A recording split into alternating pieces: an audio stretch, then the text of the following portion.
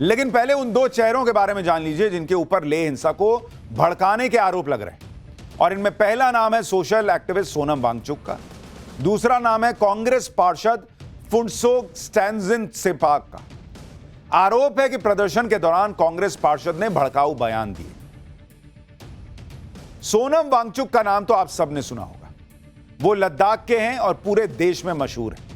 लेकिन सोनम वांगचुक पर बहुत गंभीर आरोप लग रहे हैं कि लेह में जो कुछ हुआ वो उन्हीं का किया धरा है। सोनम वांगचुक लद्दाख में विरोध प्रदर्शन का सबसे बड़ा चेहरा है। वो लद्दाख को पूर्ण राज्य का दर्जा देने की मांग को लेकर भूख हड़ताल कर रहे थे। उनके अनशन में 2 लोगों की तबीयत बिगड़ी और उन्हें अस्पताल ले जाया गया। यहीं से शांतिपूर्ण प्रदर्शन हिंसक हो गया और लेह में आग लगी। इस हिंसा के बाद सोनम वांगचुक ने अपना अनशन रद्द कर दिया, लेकिन गृह मंत्रालय ने सीधा नाम उन्हीं का लिया कि वांगचुक की वजह से लेह में बवाल हुआ। सोनम वांगचुक पर ताबड़तोड़ एक्शन भी शुरू हो गए, लेकिन वांगचुक ने लेह हिंसा को लेकर यह कहा कि यह युवा पीढ़ी की भड़ास है, एक तरह का जेनजी आंदोलन है। लेह में हिंसा के बाद सोनम वांगचुक सफाई दे रहे हैं। वांगचुक इस हिंसा को युवाओं की भड़ास बता रहे हैं, लेकिन गृह मंत्रालय ने लेह हिंसा को लेकर वांगचुक पर जो आरोप लगाए हैं उसके मुताबिक सोनम वांगचुक के भड़काऊ बयानों से हिंसा भड़की। हिंसा जब भड़क गई तो वांगचुक स्थिति संभालने की कोशिश करने की जगह पर अपनी भूख हड़ताल तोड़कर एक एम्बुलेंस में बैठे और अपने गांव निकल लिए। यानी अगर सोनम वांगचुक चाहते तो भीड़ को कंट्रोल कर सकते थे, यह आरोप लग रहा है। और सोनम वांगचुक खुद कह रहे हैं कि भाई ये उनके इस आंदोलन को पूरे लेह का समर्थन था, लद्दाख का समर्थन था। तो अगर सोनम वांगचुक इतने बड़े लीडर हैं तो उनको उस भीड़ को कंट्रोल भी करना चाहिए था जो बेकाबू हो रही थी। और सोनम वांगचुक पर इस वक्त एक बड़ी खबर भी आ रही है। लेह हिंसा मामले में लद्दाख पुलिस का एक्शन होने की खबर आ रही है। सोनम वांगचुक पर एफआईआर दर्ज हो गई है। लद्दाख पुलिस ने लेह हिंसा पर एफआईआर दर्ज की है और एफआईआर में एक आरोपी सोनम वांगचुक को भी बनाया गया है। यानी सोनम वांगचुक की मुश्किल बढ़ रही है। पहले गृह मंत्रालय की रिपोर्ट में उनको इस हिंसा का कारण बताया गया और अब बड़ी खबर आ रही है कि जो एफआईआर हुई है उसमें सोनम वांगचुक को भी एक आरोपी बनाया गया है। उस एफआईआर में लेह हिंसा पर एफआईआर जो दर्ज हुई उसमें सोनम वांगचुक का नाम भी शामिल है। लेकिन लेह हिंसा पर एक बयान जारी करते हुए गृह मंत्रालय ने क्या बताया था आपको वो भी बताता हूं। सोनम वांगचुक ने 10 सितंबर को भूख हड़ताल शुरू की, जबकि यह बात सबको पता थी कि भारत सरकार सक्रिय तौर से एपेक्स बॉडी लेह और करगिल डेमोक्रेटिक अलायंस के साथ बातचीत कर रही। गृह मंत्रालय ने कहा कि जिन मांगों को लेकर वांगचुक भूख हड़ताल पर थे वो मुद्दे उस बातचीत में शामिल थे। कई नेताओं ने वांगचुक से भूख हड़ताल खत्म करने को कहा था, लेकिन वांगचुक ने ऐसा नहीं किया। वांगचुक ने अरब स्प्रिंग शैली के विरोध प्रदर्शनों और नेपाल में जिंसी के विरोध प्रदर्शनों का भड़काऊ उल्लेख करके लोगों को गुमराह किया। 24 सितंबर को लगभग 11:30 बजे वांगचुक के भड़काऊ भाषणों से उकसाई गई भीड़ भूख हड़ताल स्थल से निकली और हिंसा करने लगी। यह गृह मंत्रालय की रिपोर्ट में कहा गया है। यानी गृह मंत्रालय बिना किसी इफ एंड बट के साफ साफ कह रहा है कि सोनम वांगचुक ने हिंसा भड़काई और इसलिए अब यह कहा जा रहा है कि किसी भी वक्त वांगचुक की गिरफ्तारी हो सकती है। लेकिन एक सवाल तो गृह मंत्रालय से भी होगा कि अगर सोनम वांगचुक ये सब कर रहे थे, समझाने पर नहीं समझ रहे थे, उनका अपना इंटेलिजेंस क्या कर रहा था? उनको नहीं समझ में आ रहा था कि ऐसी भीड़ जो है, ऐसा जेनजी जो है, ऐसे आंदोलन या ऐसे हिंसा की तैयारियां चल रही हैं? उसको लेके भी तो सवाल खड़े होंगे। सोनम वांगचुक पर समय रहते यह कार्रवाई क्यों नहीं कर दी गई? लेकिन लेह हिंसा को लेकर सोनम वांगचुक यह कहकर अपना पल्ला झाड़ रहे हैं कि युवाओं की भीड़ गुस्से में आ गई, इसमें उनका कोई लेना देना नहीं। लेकिन अब सोनम वांगचुक के पुराने बयान भी निकल रहे हैं, जिसमें उन्होंने अपने प्रदर्शन के दौरान कभी नेपाल तो कभी बांग्लादेश की बात की थी। आरोप है कि इस तरह के प्रोटेस्ट जिन्होंने दूसरे देशों में तख्ता पलट कर दिया, उनकी बात करके सोनम वांगचुक ने लद्दाख को नेपाल बांग्लादेश बनाने की साजिश की थी। क्या आप सोनम वांगचुक के वो पुराने बयान देखिए जो वायरल हो रहे हैं। दावा है कि 10 सितंबर 2025 को ही सोनम वांगचुक ने कहा कि बांग्लादेश, नेपाल, श्रीलंका की तरह लद्दाख में भी आम जनता बदलाव लाएगी। उनके कुछ वीडियो वायरल करके यह आरोप लगाया जा रहा है कि सोनम वांगचुक ने प्रदर्शनकारियों को नकाब पहनकर हिंसा करने के लिए उकसाया। आरोप है कि सोनम वांगचुक कश्मीर स्टाइल में लद्दाख में जनमत संग्रह कराने की भी मांग कर चुके हैं। सोनम वांगचुक उस कांग्रेस पार्षद का भी बचाव कर रहे हैं जिस पर हिंसा भड़काने के आरोप में एफआईआर। सोनम वांगचुक का एक बयान भी वायरल हो रहा है जिसमें वो नेपाल, बांग्लादेश की बात कर रहे हैं। एक बार इसको सुनिए, फिर जो आरोप लग रहे हैं उनकी सच्चाई भी बताऊंगा। यही वो बयान है जिनको लेकर सवाल उठ रहा है कि अगर सोनम वांगचुक खुद शांतिपूर्ण तरीके से भूख हड़ताल कर रहे थे तो जो सुनने आए थे उनको ये क्यों कह रहे थे कि श्रीलंका, नेपाल और बांग्लादेश जैसा यहां पर बदलाव आ जाएगा? श्रीलंका, नेपाल और बांग्लादेश में तो भूख हड़ताल करके बदलाव नहीं आया। वहां तो हिंसा हुई, आगजनी हुई, तोड़फोड़ हुई, मारापीटी हुई, पब्लिक सड़क पर आ गई, देश जलाने लगी।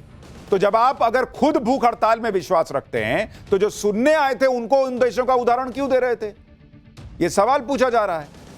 सोनम वांगचुक के ऐसे ही बयान को लेकर उन पर गंभीर आरोप लग रहे हैं। सवाल उठ रहे हैं कि कहीं वो विदेशी ताकतों के हाथ में तो नहीं खेल रहे। पिछले साल मार्च में जब लद्दाख में भारत और चीन की सेना बॉर्डर पर आमने सामने थी, तब सोनम वांगचुक ने यह धमकी दी थी कि अगर चीन लद्दाख में घुसने की कोशिश करेगा तो हम चीन से नहीं लड़ पाएंगे। सुनिए। यहाँ के एक फेमस कॉमेडियन हैं जिन्होंने कहा कि जब चीन घुस आता है तो लद्दाख के लोग जान देकर रोकते हैं, मगर अब अगर भारत सरकार हमारे लिए कुछ नहीं कर रहा है तो अगली बार वो आए तो हम उनको रास्ता दिखाएंगे, हम रोकेंगे नहीं। हम जान क्यों दे जब हमारा कोई संरक्षण नहीं हो रहा है। लद्दाख के लोगों में एलियनेशन और फ्रस्ट्रेशन आना भारत के लिए अच्छी बात नहीं है। अगली बार किसी युद्ध में लोगों में जज्बा कम दिखे, वो स्वयं सेवक बन के न निकलें, तो इसका जिम्मेदार सरकार खुद होगी। सोनम वांगचुक का एक पक्ष अगर सही भी हो सकता है कि वो सरकार को जगाने का प्रयास कर रहे थे, तो दूसरा पक्ष ये गलत लगता है कि वो जो उदाहरण दे रहे हैं वो ठीक नहीं, कि अगर सरकार हमारे लिए, लद्दाख के लोगों के लिए कुछ नहीं कर रही है तो लद्दाख के लोग चीन से जब लड़ने का मौका आएगा तो घर से ना निकलें। तो आप उस पर आश्चर्य मत कीजिएगा। क्यों ना निकलिएगा बॉस? अगर देश आपके लिए कुछ नहीं कर रहा है तो आप देश को छोड़ दीजिएगा। घर में अगर माँ बाप आपके लिए कुछ नहीं कर रहे हैं तो आप छोड़ दीजिएगा कि ना अब तो हम घर में कुछ हो जाए, चोर आ जाए, डकैत आ जाए, हमको कोई फर्क नहीं पड़ता, होने तो जाओ जाओ ले लो, उधर पैसा रखा ले लो। ऐसा करते हैं आप अपने घर में। तो लद्दाख के लोगों का भी घर है ना भारत। सरकार से आपको नाराजगी है, इलेक्शन में बदल दीजिए सरकार, लेकिन चीन घुसेगा और हम कुछ नहीं करेंगे, ये कैसे चलेगा? इतना ही नहीं, सोनम वांगचुक के विदेशी दौरों पर भी सवाल उठते रहे। आरोप है कि इसी साल फरवरी में सोनम वांगचुक पाकिस्तान गए थे। पाकिस्तान की मीडिया के कार्यक्रम में शामिल होते हुए वांगचुक ने पाकिस्तान की मीडिया की तारीफ की थी। स्कार्दू और बाल्टिस्तान जैसे इलाकों को ऑटोनॉमी देने के लिए वांगचुक ने पाकिस्तान की तारीफ की थी। इसके अलावा तिब्बत को ऑटोनॉमी देने पर भी वो चीन की तारीफ कर चुके हैं। सोनम वांगचुक की एक और फोटो भी वायरल हो रही है जिसमें वो भारत विरोधी माने जाने वाले बांग्लादेश के मोहम्मद यूनुस के साथ दिख रहे हैं। इस पर सोशल मीडिया पर लोग सवाल उठा रहे हैं कि क्या सोनम वांगचुक की चीन, पाकिस्तान, बांग्लादेश से नजदीकी। हालांकि ये फोटो कब की है ये तो अभी पता नहीं। और मोहम्मद यूनुस तो कोई आज ना बने भाई बांग्लादेश के केयरटेकर पीएम, उसके पहले किसी के साथ फोटो खिंचा लेंगे तो उसकी कोई सेटिंग गेटिंग है। सोनम वांगचुक पर जो गंभीर आरोप लगे हैं उनमें एक आरोप यह भी लग रहा है विदेशी फंडिंग को लेकर। सोनम वांगचुक से जुड़ी जो संस्थाएं, उसमें कई वित्तीय गड़बड़ियों के भी आरोप लग रहे हैं। सोनम वांगचुक HIAL यानी हिमालयन इंस्टीट्यूट ऑफ ऑल्टरनेटिव्स नाम की संस्था के फाउंडर हैं। साल 2023-24 में इस संस्था को 6 करोड़ की डोनेशन मिली और अगले ही साल ये डोनेशन 15 करोड़ हो गई। आरोप लग रहा है कि HIAL के 7 बैंक खाते हैं जिनमें से 4 अघोषित हैं। आरोप है कि इस संस्था के पास विदेश से करीब 1.5 करोड़ रुपए आए, लेकिन इस संस्था के पास FCRA का पंजीकरण नहीं है जो विदेश से पैसा मंगवाने के लिए जरूरी होता है। एक और कंपनी है जिसका नाम शेश्योन इनोवेशंस प्राइवेट लिमिटेड है। इसके डायरेक्टर वांगचुक और उनकी पत्नी है। आरोप है कि HIAL से करीब 6 करोड़ रुपए का ट्रांजैक्शन वांगचुक ने अपनी निजी कंपनी में कर लिया। शेश्योन इनोवेशंस प्राइवेट लिमिटेड के भी 3 बैंक खाते हैं जिसमें से 2 अघोषित हैं। उनसे जुड़ी हुई एक और संस्था है सेकमॉल यानी students educational and cultural movement of Ladakh. इस संस्था के पास 9 बैंक खाते हैं जिसमें से 6 अघोषित हैं। सोनम वांगचुक के अपने 9 बैंक खाते हैं जिसमें से 8 अघोषित है, यह भी आरोप लगा। आरोप है कि इन अघोषित बैंक खातों में विदेशों से बड़ी रकम डाली गई। अब इन आरोपों को लेकर सवाल उठ रहे हैं कि क्या सोनम वांगचुक को हिंसा भड़काने के लिए विदेश से पैसा भेजा गया था? क्या सोनम वांगचुक के पीछे कोई विदेशी ताकतें हैं जो भारत को नुकसान पहुंचाना चाहती हैं? लेकिन फिर उल्टा सवाल सरकारी एजेंसियों से भी है कि कल हिंसा न भड़कती तो आप क्या करते? यह सब जानकारी अब तक कहां थी? 2 महीने पहले से अगर CBI जांच कर रही थी तो पहले ही ये सब FIR वगैरह करके आपको एक्शन लेना चाहिए था। हिंसा भड़की तब आपको FCRA का लाइसेंस रद्द करना याद आ रहा है। सोनम वांगचुक से जुड़ी संस्थाओं की फंडिंग पर सवाल उठ रहे हैं। सोनम वांगचुक के खिलाफ अब एक्शन तेज हो गया है। सरकार ने सोनम वांगचुक की संस्था सेकमॉल का FCRA लाइसेंस कैंसिल कर दिया। यह एक्शन उन आरोपों को देखते हुए लिया गया जिसमें वांगचुक की संस्था के बैंक खातों में वित्तीय अनियमितता देखी गई। स्वीडन से फंड ट्रांसफर हुए हैं, जिसे लेकर सरकार का यह मानना है कि यह राष्ट्रहित के खिलाफ है। आरोप है कि स्वीडन से 4,93,000 रुपए की डोनेशन आई। यह डोनेशन इसलिए दी गई ताकि युवाओं को माइग्रेशन, क्लाइमेट चेंज जैसे मुद्दों पर जागरूक किया जा सके। इसके अलावा फूड सिक्योरिटी और संप्रभुता जैसे मुद्दों पर भी जागरूक किया जा सके। इसी को लेकर गृह मंत्रालय ने आपत्ति जताई कि संप्रभुता जैसे मुद्दों पर विदेशों से फंड लेकर वर्कशॉप लगाना राष्ट्रहित के खिलाफ है। इससे पहले गृह मंत्रालय ने एक्टिविस्ट सोनम वांगचुक की संस्था सेकमॉल को लेकर एक शो कॉज नोटिस भी भेजा था, जिसमें वित्तीय गड़बड़ी पर जवाब मांगा गया था। आरोप है कि वित्त वर्ष 2021-22 में वांगचुक ने सेकमॉल के एफसीआरए अकाउंट में 3.5 लाख रुपए जमा किए थे, जो एफसीआरए एक्ट के सेक्शन 17 का उल्लंघन है। इसके अलावा वांगचुक की एक और संस्था के खिलाफ भी सीबीआई की जांच चल रही है। वांगचुक की संस्था HIAL पर फॉरेन कंट्रीब्यूशन रेगुलेशन एक्ट के उल्लंघन का आरोप है। अगस्त में HIAL का जमीन आवंटन रद्द कर दिया गया था। लद्दाख प्रशासन ने दावा किया था कि जमीन का उपयोग आवंटन उद्देश्यों के लिए नहीं हुआ। सोनम वांगचुक पर ताबड़तोड़ एक्शन के बीच अब यह कहा जा रहा है कि सोनम वांगचुक की गिरफ्तारी जल्द हो सकती है, लेकिन सोनम वांगचुक का दावा है कि उनकी गिरफ्तारी से हालात और बिगड़ जाएंगे। वो कह रहे हैं कि हिंसा के लिए उन्हें बलि का बकरा बनाया जा रहा है। सोनम वांगचुक ने कहा कि उन्हें पब्लिक सेफ्टी एक्ट में 2 साल के लिए जेल में डालने की तैयारी चल रही है। हालांकि सोनम वांगचुक पर उठे सवालों के बीच उनके कुछ ऐसे वीडियो भी वायरल हो रहे हैं जिनका कल की हिंसा से कोई लेना देना नहीं। ऐसा ही एक वीडियो यह कहकर फैलाया जा रहा है कि सोनम वांगचुक प्रदर्शनकारियों को भड़काने के लिए चेहरा ढककर प्रदर्शन करने के लिए कह रहे हैं। इस वीडियो में सोनम वांगचुक मास्क पहनकर यह दिखा रहे हैं कि भाई ये मास्क कैसे पहनना, और इसी आधार पर यह दावा कर दिया गया कि हिंसक प्रदर्शन करने के तरीके बता रहे हैं वो। लेकिन इस वीडियो की सच्चाई कुछ और ही निकली। यह वीडियो कोविड के दौरान का है, जिसमें मास्क पहनकर प्रोटेस्ट करने के बारे में तब के बारे में बताया गया है। लेकिन ऐसे वीडियो को ले हिंसा के ठीक पहले का वीडियो बताकर वायरल किया जा रहा है। यह कहा जा रहा है कि वो तो मास्क पहन के प्रदर्शन करना सिखा रहे हैं। लेकिन यह वीडियो कोविड का वक्त का है कि भाई उस वक्त अगर कुछ चल रहा था तो भाई उसमें मास्क पहन के प्रदर्शन कर रहा है। तो ऐसी बहुत चीजें भी सोशल मीडिया पे चल रही हैं। कुछ आरोप हैं, कुछ आरोप को सच्चाई बताने का प्रयास भी है, इसलिए बहुत संभल के हर फैक्ट को खंगालते हुए चलना है। सोनम वांगचुक को लेकर चल रही तरह तरह की बातों के बीच आपको दिखाता हूं कि लेह में जो हिंसा भड़की वो कितनी भयानक थी। लेह में बीजेपी के दफ्तर को फूंक डाला गया। लद्दाख ऑटोनोमस हिल डेवलपमेंट काउंसिल के दफ्तर में घुसकर आग लगा दी गई। लेह से यह रिपोर्ट देखिए कैसे वहां पर जली हुई गाड़ियां और इमारतों पे कल जो हिंसा हुई उसके निशान दिख रहे हैं। ये बीजेपी का हेडक्वार्टर है और इस बीजेपी के हेडक्वार्टर के अंदर कल प्रदर्शनकारी घुसे थे और उन्होंने यहाँ पर तोड़फोड़ की। ये जो गाड़ियाँ आप सामने देख रहे हैं, इन गाड़ियों को जला दिया गया है। भारतीय जनता पार्टी ने खुलकर ये आरोप लगाया है कि जो लोग प्रदर्शन में शामिल थे वो कांग्रेस के साथ जुड़े हुए थे और उन्होंने उन लोगों की निशानदेही भी की है। भारतीय जनता पार्टी ने आरोप लगाया कि जो बीजेपी जो कांग्रेस पार्टी के यहाँ के स्थानीय काउंसलर है वो उन लोगों को लीड कर रहे थे जो इसमें प्रदर्शन कर रहे थे, जो इसमें हिंसा कर रहे थे। ये जो बीजेपी हेडक्वार्टर है उसका मुख्य द्वार है और इसी द्वार के अंदर होते हुए आप देखेंगे यहाँ पर जितना भी सामान पड़ा हुआ था उसे सबको जला दिया गया है, फर्नीचर जला दिया गया है और जो पार्टी का जो मटेरियल होता है जिसमें पैम्पलेट्स होते हैं, बैनर्स होते हैं, झंडे होते हैं, उन सबको यहाँ पर जो है नुकसान पहुँचाया गया है। उससे आग लगा दी गई है। कल जिस तरीके से प्रदर्शन हुए, प्रदर्शनकारियों ने सबसे पहले भारतीय जनता पार्टी के हेडक्वार्टर को ही निशाना बनाया और यहां पर आग लगा दी।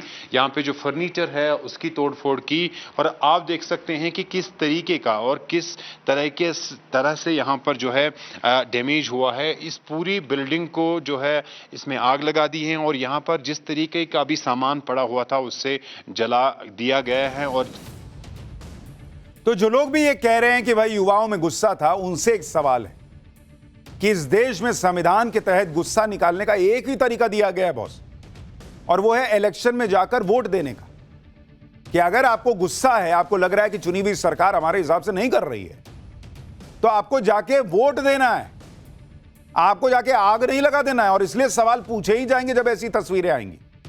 ले हिंसा के मामले में कांग्रेस के 2 पार्षद पर भी आरोप लगे कि इस हिंसा में उनकी भी भूमिका है। पुलिस और जांच एजेंसी उनकी तलाश में है।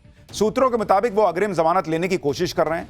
लेह में हमारे सहयोगी एक कांग्रेस पार्षद स्टैंजिन सेपाक के घर पहुंचे तो घर का दरवाजा बंद कर दिया गया और स्टैंजिन के घर वालों ने बात करने से भी मना कर दिया। देखिए हमारे रिपोर्टर को क्या जवाब मिला।